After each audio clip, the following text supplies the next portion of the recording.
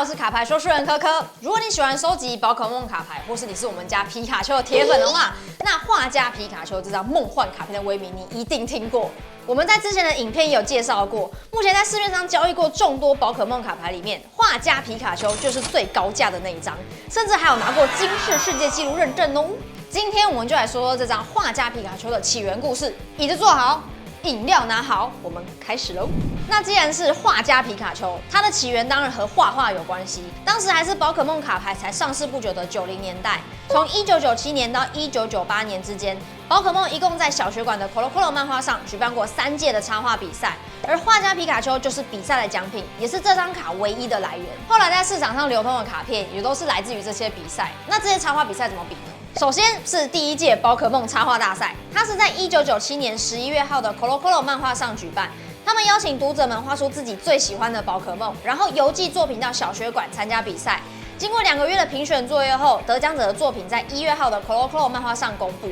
当时一共选出了3位大奖得主，他们的作品后来也被印成了卡片，在全日本的贩卖机进行发售。除了他们3位以外比赛另外还选出了20位特别奖的得主，他们的作品虽然没有被印成卡片那么好，但也都各自收到了画家皮卡丘1张。于是第1届的宝可梦插画比赛就一共送出了23张画家皮卡丘。第1届比赛结束之后，很快的不到半年，第2届就来了。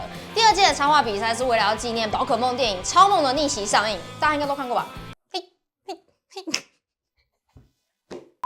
这次的比赛规则和第1届蛮不一样的。第1届只需要参赛者画插图的部分就好，但到了第2届，参赛者除了画超梦的插图以外，还要设计卡牌的攻击招式。为了方便玩家统一格式，宝可梦公司还附了官方制作的明信片，参赛者只要依照上面的格式就可以顺利报名了。第2届的大奖得主除了会获得1张画家皮卡丘以外，还会得到20张他们自己设计的卡片，同时设计的卡片也会出现在未来的卡牌系列当中，超爽的！这评分的标准是啥？感觉要想一个很中二的招式名称才可以得奖，什么精神感应之类的。不对，好像是刚刚。第2届的插画比赛选出了1位大奖得主以及7名优秀赏，冠军是这张超梦 Level 67 HP 80，第1招精神冲击。跟我想差不多嘛，造成30点伤害，丢弃对手身上的1张能量卡。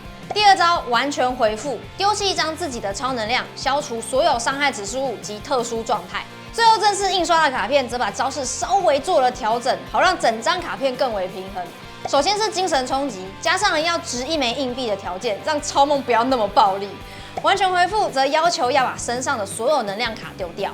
不过，不管那张卡能力被调成怎么样，这位参赛者看到自己设计的卡片跟插图出现在自己喜欢的宝可梦卡牌的那一刻，一定很感动吧？第2届比赛结束之后，画家皮卡丘的总数来到了31张。最后一次送出画家皮卡丘的插画比赛，则是在1998年6月号 Colo-Colo 漫画中宣布的。这次比赛是为了庆祝宝可梦电影《皮卡丘的暑假》的发行，因为电影的主角刚好是皮卡丘，所以这次插画比赛送画家皮卡丘卡片也就特别吸引人了。既然主角是皮卡丘，那这次的插画主题当然就是皮卡丘。但和第2届一样，参赛者除了画插图之外，还要去想卡牌的招式效果。我想到一个爆闪雷击，屌吧？最后的奖项则同样有大奖和优秀赏2大类别。不过这次的比赛比较特别，因为后来大奖得主是重缺的，主办单位只选出了8名优秀赏的得主而已，而这8位参赛者，也就是最后8张画家皮卡丘的得主。如果我们只算插画比赛的话啦，这句话什么意思？难道除了插画比赛39张奖品之外，还有人得到这个画家皮卡丘？难道是卡片外流事件？事实上，确实是有至少另外2张画家皮卡丘曾经出现在市面上。卖家的名字叫做金野裕一，他的来头可不小，是参与制定宝可梦卡牌早期规则的人之一。他曾经贩售过2张 PSA 鉴定的画家皮卡丘。至于他手上的卡片究竟是当时工作人员的福利，或者是原本应该属于其他人的卡，就不得而知了。由于数量稀少，卡片本身又特别，画家皮卡丘这张卡想当然尔成为了收藏家之间的梦幻一品。我们在之前的影片也有介绍过这张卡的特色，来人，上影片。除此之外，画家皮卡丘也有其他的稀有之处哦。比如说，它是唯一一张卡上不是写训练家，而是写画家的卡片。在卡片的右下角也有一个画笔的标志。加上这张卡片是由西田敦子小姐所作画。西田小姐是宝可梦第1世代的共同设计者之一，除了设计游戏角色以外，也负责多达数十张宝可梦卡牌的插画工作。卡上的背景叙述也蛮有趣的哦，上面写着您在宝可梦卡牌插画比赛中的作品相当优秀，因此我们认可您作为宝可梦卡牌官方画师的身份以及您的绘画技巧。世界上一共有23张画家皮卡丘经过 PSA 的鉴定，其中10分的只有1张。2021年的时候啊，美国的超级网红 Logan Paul 以一张价值127万5千元的 PSA 9画家皮卡丘，加上400万美元的现金，400万换到了这张 PSA 10的画家皮卡丘，并随即得到金氏世界纪录认证，成为了世界上最昂贵的宝可梦卡。以上就是画家皮卡丘的起源故事啦。